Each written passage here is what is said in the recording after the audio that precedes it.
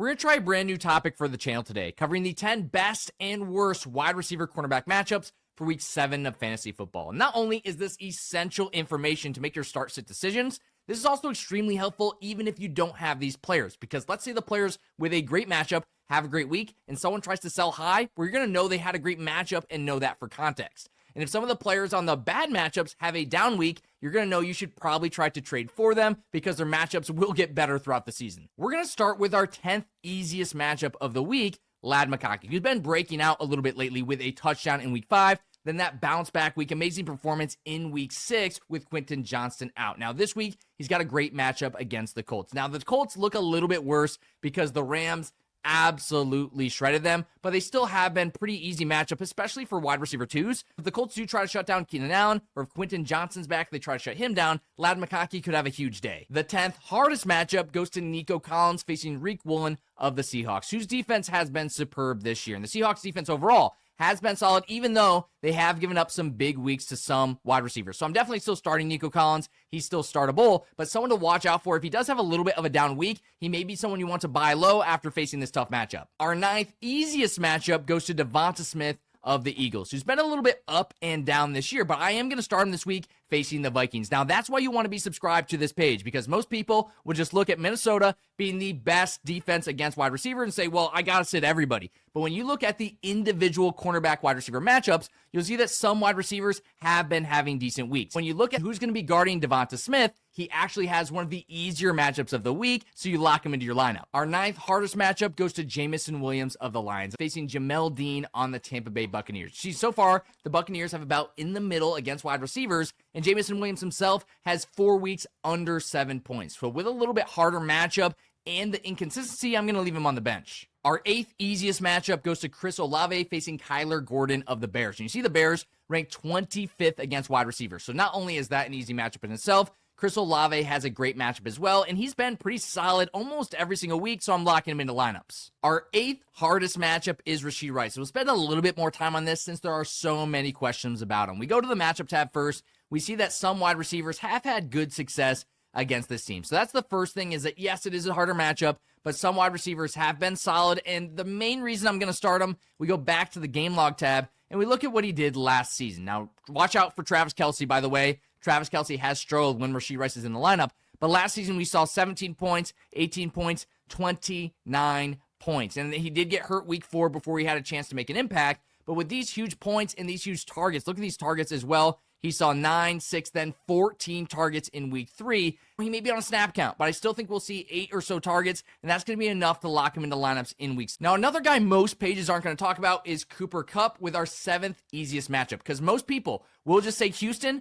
5th hardest schedule, moving on, not even considering him. But actually against Jalen Petrie, Cooper Kupp has one of the more favorable matchups of the week. So they may look to him a little bit more in this game, knowing he's got one of the weaker cornerbacks on him. And that's why if you're in a pinch, I'm not saying he's a must start by any means, but if you're in a pinch, you may look at the matchup and say, absolutely not. But after knowing he has one of the better matchups himself, you may want to lock him in your lineup as a flex option, again, if you're in a pinch. Now, our 7th hardest schedule is A.J. Brown. You may have expected this since Minnesota is number 1 facing Isaiah Rodgers. So while Devonta Smith has the easier matchup, Minnesota is number 1 because of Isaiah Rodgers working on that downfield wide receiver. So I'm honestly going to sit A.J. Brown this week if you can afford it. And again, continue to start Devonta Smith. Number 6, we've got Keenan Allen facing Mekhi Blackmon. And as you expected, the Colts so far this season have given up some huge weeks to wide receivers. So with Justin Herbert, Ladd McConkey, Keenan Allen, if Quentin Johnston is back as well, it's just going to be, I think, a little bit too much for the Colts to handle. Too many good options, so I am going to start Keenan Allen this week with a plus matchup. Our 6th hardest matchup goes to Wan'Dale Robinson facing Jaquan McMillan. And when we look at the schedule, last week he was really good against the Eagles, but this week they faced the Denver Broncos, so I personally would lean more towards sitting Wan'Dale Robinson. If he has a terrible week, maybe he's a good buy low option. We do have a couple waiver wire ads from this week in this video, and Kayshon Boutte has one of the easier matchups facing L'Jarius Sneed. Now, L'Jarius Sneed is a good player, but when you play against the Tennessee Titans,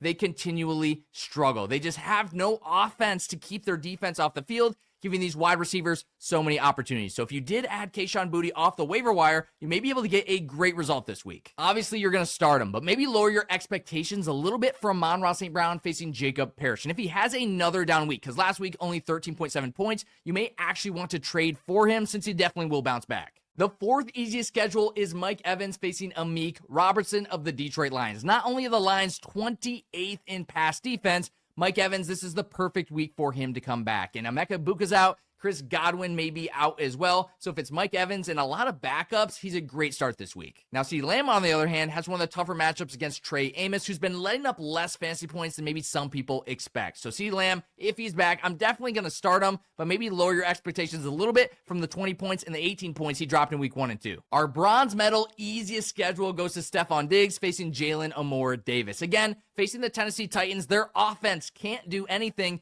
putting so much pressure on the Titans defense to continually work against the Patriots. So they're going to have plenty of opportunity in this game. With a great matchup, you can start Stephon Diggs. I'm still going to start him, but lower your expectations a little bit for DK Metcalf facing AJ Terrell. Again, this is why you want to subscribe to this channel, because I'm going to be making this every week, because most pages look and see the Bengals. Easy start, no questions asked, but they're not looking at the individual matchups. And we are on this page. We're actually doing that research. So again, DK Metcalf, he's been great in the touchdown column. It is a good matchup. I'm still going to play him, but with a tougher cornerback matchup individually, you got to lower your expectations just a little bit. Our second best matchup of the week goes to Deebo Samuel facing Deron Bland. He's been awesome so far this season. Deebo Samuel has, and this week facing the Dallas Cowboys, literally the worst in the entire league against wide receivers. So honestly, no matter who you have in this Commanders lineup, I think they're a great start this week. I told you there were several waiver wire ads in this video, and the second hardest, or maybe even the hardest schedule of the week goes to Kendrick Bourne of the 49ers. And watch who's in and who's out for this team, because he's matched up right now against AJ Terrell. And he's been shutting down everybody. So Kendrick Bourne, if you added him off the waiver wire, I may leave him on the bench this week. Our easiest matchup of the week goes to Jalen Waddle facing Tyson Campbell of the Browns. And you saw last week, well, at least I saw because I watched the Steelers game,